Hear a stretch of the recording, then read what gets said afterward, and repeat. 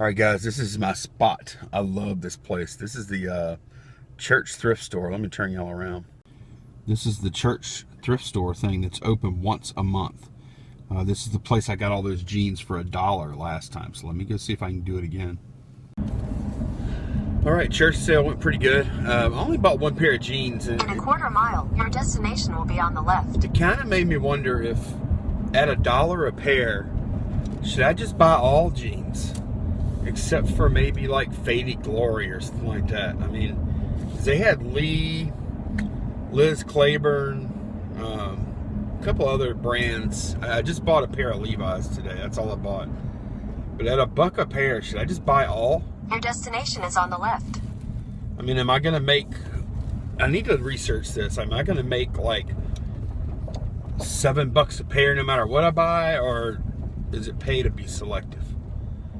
I don't know. All right, at the next sale. This garage sale behind me. See it back there. This woman was, this lady running it. I think she was trying to be nice. But what really happened, flip over, there we go. What really happened was, there was like 5 old ladies there, you know, shopping around, and you know, everybody was kind of pleasant, but I was kind of out of place because I was a dude, and there was some wasn't really any kind of dude stuff, and which is cool. But this lady, she was watching me like a hawk. I mean, everything I touch, she'd have a comment on what I was touching, and you know, I hate that. Like, I know she was trying to be helpful, but I went and looked at this vintage jacket, and she goes, "Oh, that's nice. You like that?" And I said, "Yeah, it's okay." She goes, "You could try it on." And I'm like, look, you know what? I just want to look, lady. So I just walked off. I didn't say lady. I just said, I just wanted to look. So I think she kind of got the clue. But man, if you ever run a garage sale, I mean, I know people are going to watch you, but don't, every time you pick something up or look at something, make a comment about it. That's so creepy. Ugh. Alright guys, I'm doing something I never do, and that is chase a random sign. It's been like 4 bright yellow garage sale signs so far. I'm probably driving about a mile. Here we go. Let's miss this one. Oh, there's a lot of people here. Maybe they did advertise it, I just didn't see it. Oh well, check it out. There's a lot of people here.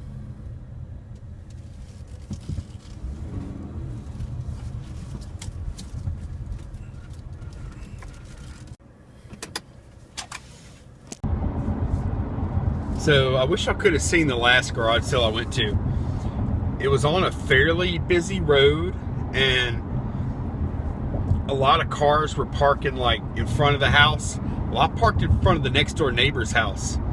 I'm almost certain my wheels weren't touching the grass, which I'm pretty careful about that because I think that's kind of a jerk move. But my wheels should have been on the curb, but they might have been overhanging a little bit. I don't know. So anyway, I got out, I got back to the car, and I was showing off this hat. I haven't showed y'all this hat yet. Really cool hat. I was taking some pictures of it to put on Instagram, throw up real quick. I hear a knock at the window, and there's this lady. And I roll the window down, and she goes, "This is my house. You need to pull up. I don't really appreciate the garage." And I'm like, "Ma'am, the garage sale stuff, you need to talk to your neighbor, not me." She kept on talking. While she was talking, I hit the window. It rolled up right in front of her face while she was talking. So, which I understand. I mean, that's a pain in the butt. But golly, if you're really hardcore, like that, then you know, just put some flagging stuff up or talk to your neighbor or cones or something. I mean, if you're going to be, you know, which I understand. I understand that you don't want people parking out there. But I see houses all the time that have like the flagging tape. But it's also possible that her and the neighbor don't speak. So, who knows? I just told her, "Ma'am, I'm leaving." I rolled the window up. So, I mean, what else was there to say at that point? I was leaving. Okay, so guys, I'm on my way. I got to get home. I went by the storage unit to pick up some outgoing orders. I got to get these suckers packed. And stay tuned though, because I got just now one of the best scores. One of the best scores, oh man, I'm not going to say ever, but it's a really, really good score. Really nice. Stay tuned. You want to check it out. Alright gang, I'm back home, and we're going to look at what I got. I didn't get a ton of stuff, but I think some of the stuff I got is pretty cool. So let me start, wait, I'm going to left one thing over here. I'm going to start with probably not the most valuable, but probably the coolest thing I found.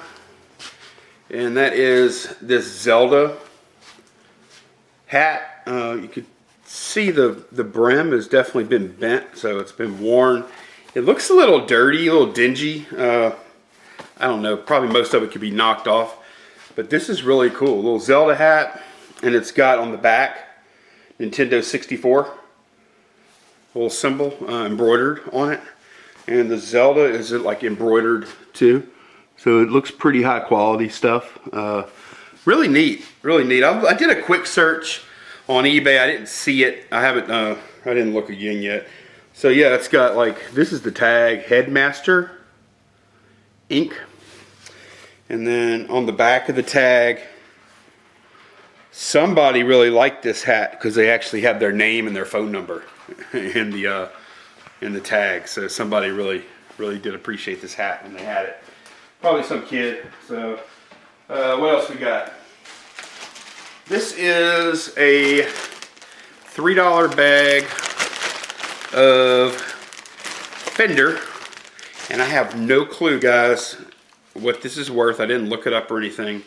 It looks like these go in your ears. Man, that looks kind of uncomfortable.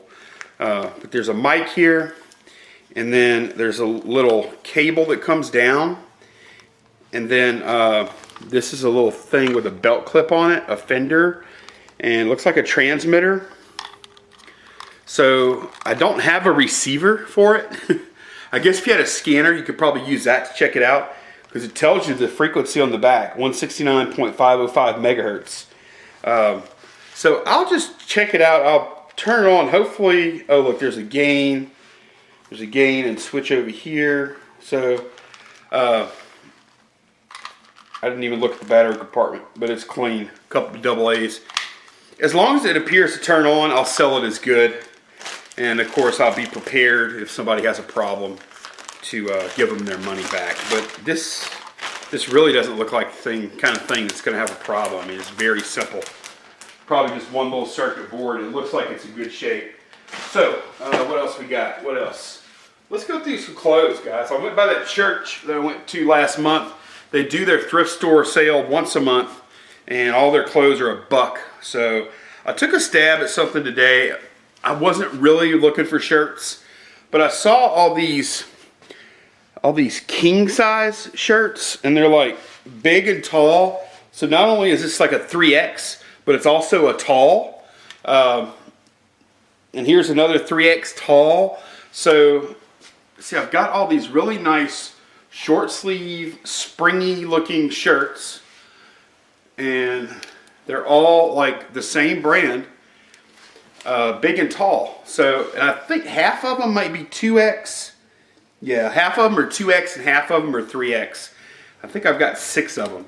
So, at least, let's see. 1, 2, 3, 4, 5. No, I have 7. 7 of these king size, big and tall, short sleeve plaid shirts. So I thought that would be like an awesome deal for somebody, you know, that bought big and tall clothing. That stuff's expensive. So I'll probably lot it up with the 3X and the 2X and just sell them. I paid $1 a piece, so I got $7 into that whole, all 7 pieces. I don't know shirts real well. I did buy a couple of Tommy Hilfigers. And my clothing people out there, tell me how I did. Be honest, be brutal. First, I'm assuming it's real, but I don't really know. I haven't really looked. I don't know how to tell. There's that one, and then here's this one. And I don't know if, you know, this is not the right style, and these are mediums. So this would be like I guess a younger person wearing them. I don't know if the styles are good or not. But of course I've heard the name Tommy Hilfiger, so I bought them. $1 a piece. You know, if they're not worth much, I could lock these up too.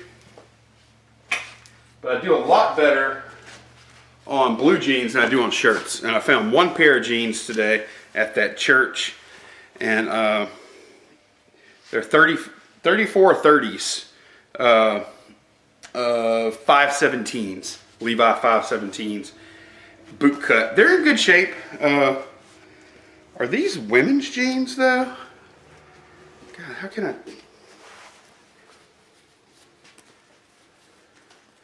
don't know. I mean, how do you tell? I guess I don't know. I don't even 34, 30. I guess these have to be men's.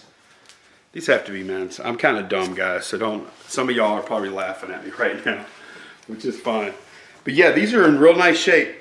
They get Levi's there. Oh wait, you know what? There's a little ding right here. But anyway, for $1, it doesn't really matter to me. I can sell it for whatever I need to make money. So this next thing is something that's pretty neat. It looks old. This is a chess set, and it's big. Here's the board, you can see. And it's definitely older. I mean, when I say old, I don't mean like 1800s or anything, but I do mean like probably the 50s, somewhere in there. So here it is, guys, and look, it has these two panels. Whenever you open it up, then you just hit these little latches, and I'll show you what's inside. Oh, and I paid, they're asking $25, and I got them down to $20 on this set. So here are the pieces. Let me show you. I'll pick up a couple of them. They're really nice. They're heavy. I mean, I know they're not any kind of precious metal or anything.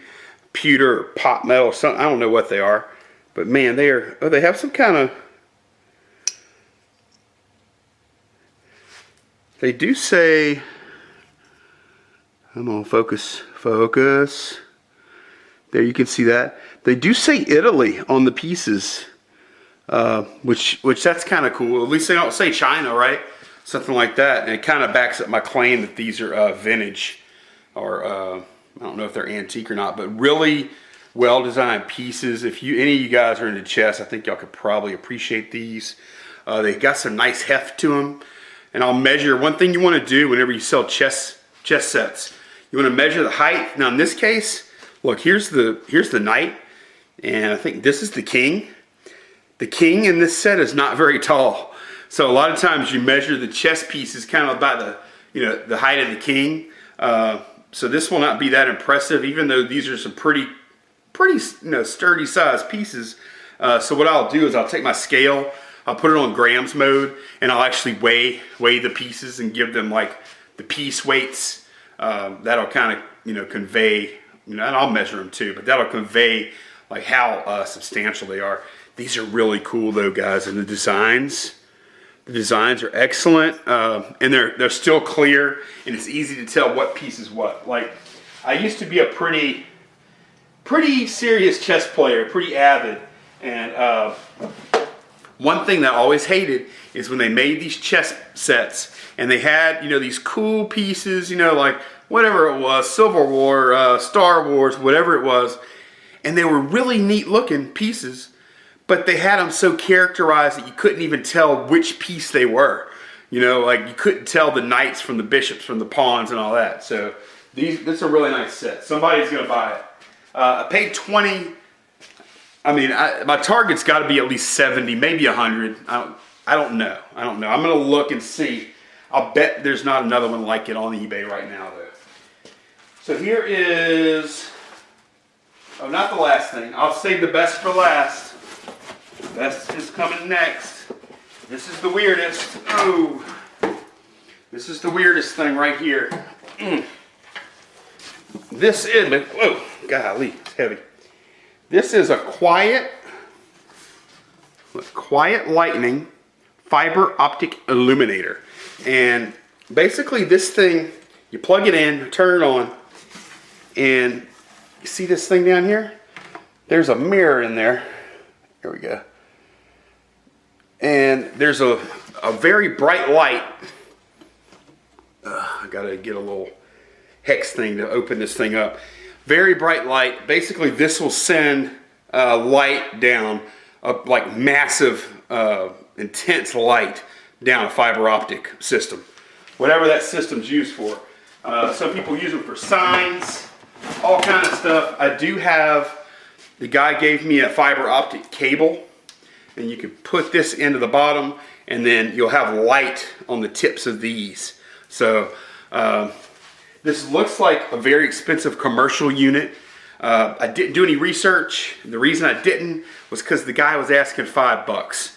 So what am I gonna do? Spend 20 minutes in the field looking at it, or just buy it and bring it home? I think I'm gonna do okay. I have no idea though what the value is. You know, and if it's not worth anything, then I can just scrap it. Okay, last thing, best thing. Gotta take this out of the bag.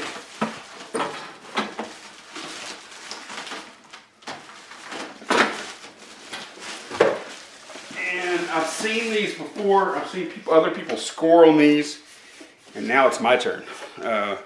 This is a Panasonic VHS to DVD recorder, and it's in excellent shape. I mean, very, very good shape. Manufacture date January 2011, which is awesome. So it's fairly new. She said it worked. I totally believe her. She had 20 bucks on this, and I talked to her, asked her if she'd take 10, and she said yes immediately. You know, I mean, I did work her over a little bit with my charm. You know, we shot The Breeze for a little while. Talked about, you know, taking home movies on VHS and all that kind of junk, and won her over. So, and I got the manual for it, which is important because people that are going to be getting this kind of thing, they're going to be old school. They have VHS tapes they want to put on DVDs. So these are old school people, you know. So they're going to need this. They're going to need these operating instructions. They won't be able to figure it out. I got the remote, and I got power cables. I got a power cable, component cable, and it does have HDMI out on it too. So I have an HDMI cable here. So this is really good. Here's the model. It's a DVD recorder, DMR-EZ48V. So I looked it up real fast, guys, and it looked like these things are going for $300. So after this video is over, I'm going to go ahead and get it tested and listed, because that's going to be one of the better flips. Across my fingers. I did stop at I had to stop at Dollar General on the way home, and this is something I kind of need to keep around anyway, but I had to stop and get some DVD-Rs. I didn't have any, so I paid like $5 for a 5-pack of DVDs, so that's cool. That'll probably last me at least a year testing stuff. So yeah, it should be 10 to 300. I hope I'm not lying, because I looked it up on my phone after I bought it real quick, and then I rolled on, so I didn't like really dive into the search results, but I think that's pretty accurate. So, but yeah, pretty good morning on just a few sales, you know. Let's see, 300. I think I've got at least 500 here, you know, maybe a little more if I get lucky on the fiber optic thing. The clothing, I don't know yet. Not expecting a whole bunch out of that. The fiber optic thing and the chess set are kind of unknowns, because those are two things I'm not sure I'll be able to look up. So if you like this, excuse me, if you like this video, give me a thumbs up, guys. If you didn't, give me a thumbs down. Thanks for watching, and maybe I'll be on tomorrow for a live stream, maybe. I'm going to start scaling back just a little, not a ton. I'm going to start scaling back the number of videos I'm doing just a little bit. I think I'm doing a little too much, and not only is it starting to feel a little bit like work, but I feel like my quality is starting to go down, which isn't good. So take care, guys. Have a great weekend.